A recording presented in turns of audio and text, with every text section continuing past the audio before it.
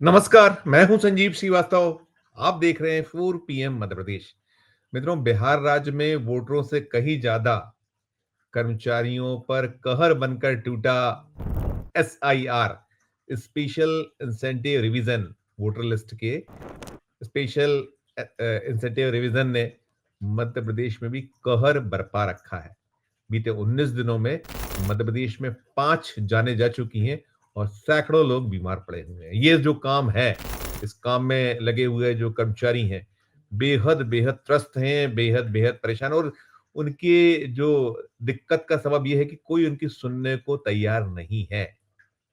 मध्य प्रदेश कर्मचारी बहुल राज्य है और यहाँ जो कर्मचारी है बहुत मुस्तैदी से काम करता है। लेकिन अभी जो ये ज्ञानेश कुमार साहब का वोटर लिस्ट का जो वो कहते हैं शुद्धिकरण, हालांकि वो अद्यतन होता है, अद्यतन की जाती है सूची, लेकिन अब वो जो शुद्धिकरण है, जो विशेष गहन परिरीक्षण का काम 12 राज्यों में चल रहा है और 12 राज्यों में मध्य प्रदेश भी शामिल है। 12 राज्य और केंद्र शासित प्रदेश हैं, तो उनके साथ मध्य प्रदेश में ये जारी है। और मध्य प्रदेश में जो अब तक का सिलसिला है, बीते 19 दिनों में यहाँ एक सुसाइड हुआ है और 4 जो ये जो कर्मचारी हैं इनकी जानें जा चुकी हैं। लोग सो नहीं पा रहे हैं। इस काम में लगे जो कर्मचारी वर्ग है, बीएलओ हैं, सुपरवाइजर हैं और बाकी जो पूरे का पूरा अमला लगा, उनका जीना हराम है, खाना पीना मुश्किल हुआ है। और जो सूचनाएं निकल कर आ रही हैं उसमें रायसेन है, रायसेन में जो अलग अलग उसमें 2 जानें गई हैं, फिर भोपाल में 1 जान गई है। इसके अलावा दमोह में सड़क हादसे में एक इस काम में लगे कर्मचारी की मौत हुई है। कुल मिलाकर अब तक 5 मौतें यहाँ दर्ज हुई हैं।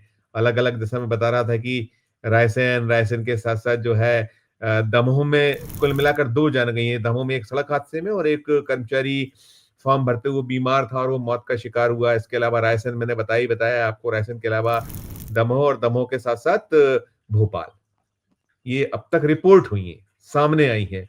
और बड़ा तनाव है, तनाव के साथ साथ जबरदस्त दबाव। और आलम यह है कि अब तक की जो स्थिति है, अब तक की स्थिति में 65,000 बीएलओस को घर घर भेजा जा रहा है, लगाया गया है। 3-3 बार उन्हें घर जाना है। और राज्य में जो वोटरों की कुल संख्या, उसमें अब तक जो है 51% जो गणना पत्रक हैं, फॉर्म है, ये 2.75 करोड़ फॉर्म ही अब तक वापस आए हैं। यानी कि जो बहुत बड़ी तादाद थी जो नहीं आ पाए, और 35 लाख वोटर गुम है, लापता है, जो नहीं मिल पा रहे हैं। और दबाव का आलम यह है, इस कदर दबाव है कि ये जो मैं बता रहा था, अभी बीते 4 दिनों में 50 जो है काम करते करते लोग जो हैं वो बीमार पड़ गए हैं। और 3-3 बार यहाँ ठंड जबरदस्त पड़ रही है। बहुत सारे क्षेत्र ऐसे हैं जहाँ ठंड ने कहर बरपाया हुआ है। टेम्परेचर बहुत कम है और आधी आधी रात तक काम करना पड़ा। मीटिंगें हो रही हैं। अभी भोपाल में 2 दिन पहले जब मीटिंग बुलाई थी कलेक्टर ने, तो रात 12:30 बजे एक विधानसभा क्षेत्र की मीटिंग, जब कल पकड़ी रात 12:30 बजे। दिन भर वो दौड़ रहे हैं, जो बीएलओ हैं, सुपरवाइजर हैं, अन्य कर्मचारी हैं। वो आधी रात को मीटिंग, महिलाएं भी हैं बड़ी संख्या में। और जैसे मैं कह रहा था, कोई सुनने देखने वाला नहीं। और इन पे दोहरी तिहरी मार पड़ रही है। उनका अपना विभाग जो है, वहां भी कहीं ना कहीं दबाव काम के रहते हैं, वहां भी उनको देखना है, घर परिवार देखना है। इसके लिए बेहद महत्वपूर्ण काम। और बार बार सवाल यही उठ रहा है कि मध्य प्रदेश में राज्य विधानसभा के चुनाव हैं, 2023 में हुए, उस्मान से 2028 में चुनाव ड्यू है। लोकसभा के चुनाव 2024 में हुए और अभी सूरत ऐसी नहीं कि बिल्कुल तत्काल चुनाव हो जाने, वक्त है। अगर दोनों चुनाव वक्त पे होते हैं, यदि कोई मध्यावधि जैसी संभावना ही नहीं बनती है, तो फिर लोकसभा का चुनाव 2029 में ड्यू होना है। मध्य प्रदेश राज्य विधानसभा का चुनाव 2028 में होगा। यहाँ नवंबर में चुनाव हुए थे, दिसंबर में नई सरकार बनी है, उसने शपथ ली है, नई सरकार ने विधिवत स्वरूप उसका आया। तो बहुत सारा वक्त है। अब सवाल यही उठाया जा रहा है कि जब इतना जबरदस्त वक्त है, इतना लंबा वक्त है, तो फिर काहे के लिए इतनी आपाधापी है? क्यों इतना पेरे हुए हैं जो ये ज्ञानेश कुमार साहब हैं इलेक्शन कमीशन ऑफ इंडिया? और इलेक्शन कमीशन ऑफ इंडिया के जो मध्य प्रदेश में मुख्य निर्वाचन पदाधिकारी हैं, संजीव कुमार झा, अभी तक सामने नहीं आया। अभी तक उन्होंने कोई 19 दिनों का कोई ब्यौरा नहीं है। वो आप इंडिविजुअल पूछिए तो उनके यहाँ से ये होता है कि आप एडिशनल सीओ से बात करिए। इससे अभी तक कोई, जैसा हो रहा है छुपाने का काम, ऐसा लगता है छुपाया जा रहा है। जब इतना खुला खेल है, काम है, जब आप घर घर पहुंचा रहे हो, तो क्यों नहीं स्पेसिफिकली जानकारी दी जा रही है? आप कितनी ही कोशिश कीजिए, कोई बताने दिखाने वाला नहीं। और आलम यह है कि कहीं जो है ऐप नहीं चल रहे हैं, कहीं जो है ये काम का दबाव, कार्रवाई का डर। और अब तक बहुत बड़ी संख्या में कर्मचारियों का कहीं निलंबन भी हो, अलग-अलग जिलों में, अलग-अलग क्षेत्रों से सूचना आ रही है, कुछ की नौकरियाँ भी ले ली गई हैं, जो कर्मचारी ऐसे थे जिनको अधिकार होता है, सरकार के पास है, अपने सारे अधिकार सुरक्षित हो, कई लोगों की बर्खास्तगी हो गई है, तो बहुत तनाव, बहुत दिक्कत वाला मामला है और अभी ये यहाँ जो सारा कुछ चल रहा है, जैसे मैं बता रहा हूँ कि 50 जो कर्मचारी हैं, बीते 4 दिनों में बीमार पड़ा। असल निरंतर है, कोई सुनवाई नहीं है, कोई सर्टिफ़िकेट्स नहीं देखे जा रहे हैं। जो नॉर्म्स हैं, उनकी धज्जियाँ उड़ी हुई हैं। जो चाहे वैसे ड्यूटियाँ लगी हैं, उसमें भी कहीं शिकायतें बहुत सारी हैं कि कहीं पैसा लेके ड्यूटी लगाई गई है, तो कहीं पैसा लेकर नाम काटे गए हैं ड्यूटी से, अलग-अलग तरह की हैं। ये हमारे पास के प्रमाण तो नहीं, शिकायतें बहुत बड़ी संख्या में सामने आती रही हैं, सोशल मीडिया पे लोगों ने शिकायतें की। इसके अलावा ये भी आ रहा है अभी हाल ही में खंडवा से निकल कर आया था कि खंडवा में किसी की शिकायत थी एक मुस्लिम वोटर थी कि सारा कुछ उसका होते हुए सब कुछ उसने दिया, फॉर्म भरा और जब बाद में वो उसने तस्दीक करने की कोशिश की तो पता चला कि उसमें बहुत सारी खामियाँ दिखा दी गई। कुछ जगहों पर ये भी निकला भोपाल में ही आया, प्रोफेसर कॉलोनी के एक क्षेत्र है, वहाँ से निकल कर आया कि उनसे कह दिया गया कि काम समाप्त करिए, हो गया है समाप्त। और अब तक जो है पूरे मध्य प्रदेश के जो आंकड़े निकल कर आए हैं, मध्य प्रदेश में आंकड़ा है कि भोपाल में अब तक 26% फॉर्म ही वापस हुए हैं, इंदौर में 28% फॉर्म वापस हुए हैं, ग्वालियर में 32%, जबलपुर यहाँ 41% फॉर्म वापस हुए हैं। कुल जो वक़्त है उसमें 19 दिनों का ये लेखा-जोखा है, 19 दिनों में लेखे-जोखे के अलावा ये भी है कि 3-3 बार कर्मचारियों को जाना है, जो ये इस काम में लगे हैं, कई जगह नहीं जा पा रहे और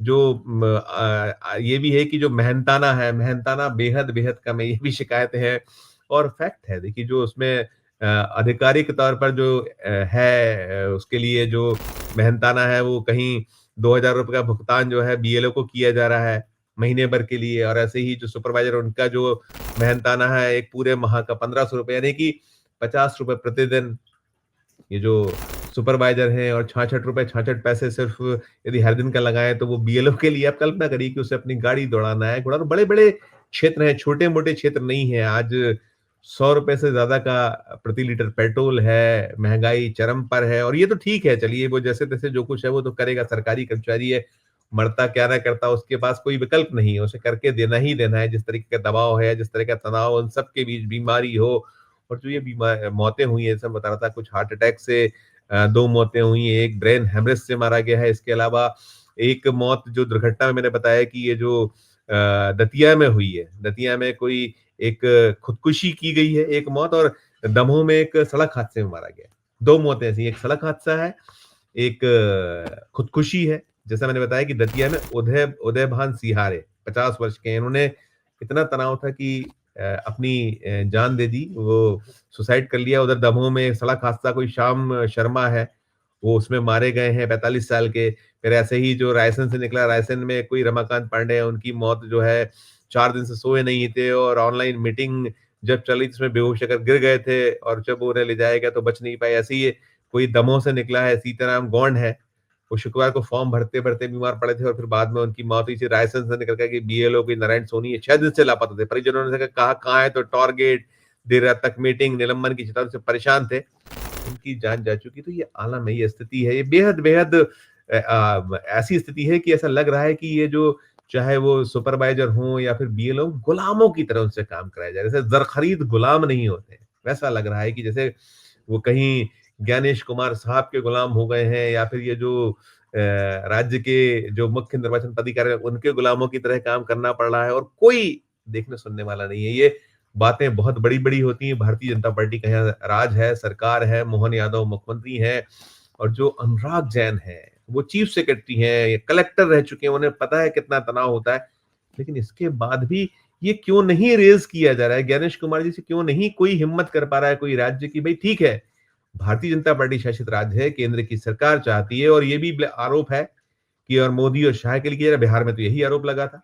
इसके अलावा लगातार लग रहा है कि जो इलेक्शन कमिशन ऑफ इंडिया है, वो बीजेपी की बी टीम की तरह काम कर रहा है, उनके लिए काम कर रहा है, एक विंग हो गया है और सिर्फ उसका काम ये रहा है कि कैसे भारतीय जनता पार्टी को जिताया जाए, कमल खिलाया जाए हर राज्य में और अब तक जो निकला है, अगर हम और राज्यों की स्थिति उठाकर देखें तो करीब 6 ऐसे राज्य हैं, अब तक 16 मौतें दर्ज हो चुकी है। जो मैंने मध्य प्रदेश का आपको बताया कि मध्य प्रदेश में जो 5 मौतें की 4 जो हैं उसमें 3 तो कहीं हार्ट अटैक और हार्ट अटैक के अलावा कहीं ब्रेन हेमरेज, एक सड़क दुर्घटना में मौत, एक सुसाइड करने का मामला है। इसके अलावा फिर आप जाइए तो 4 मौतें जो हैं वो हुई हैं गुजरात में, 4 हुई हैं बंगाल में भी जो है एक सुसाइड केस है उसमें शामिल, राजस्थान में 2 हैं, केरल, तमिलनाडु में 1-1 है। तो ऐसे कुल मिलाकर सिलसिला ज़बरदस्त है और कहीं घर परिवार हैरान परेशान, जिनके यहाँ सिंगल आदमी कमाने वाला है और उसमें कहीं ये भी है कि लापरवाही का आरोप लग रहा है।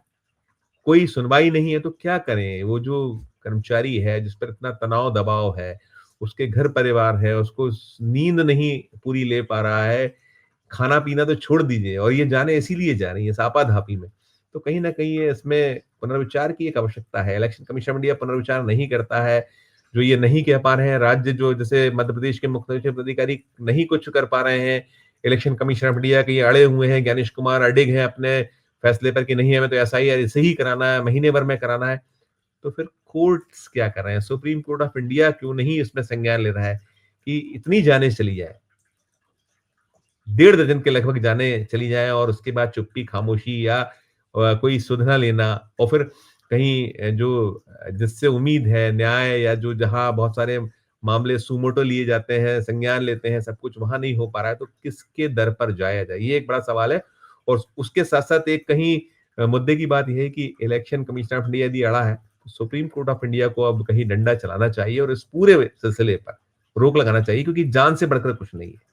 आप कराइए काम, करना है काम और कर्मचारियों को भी कहीं कोई छूट ना दीजिए, लेकिन जान किसी की चली जाए, ये तो किसी भी सूरत में उचित नहीं है।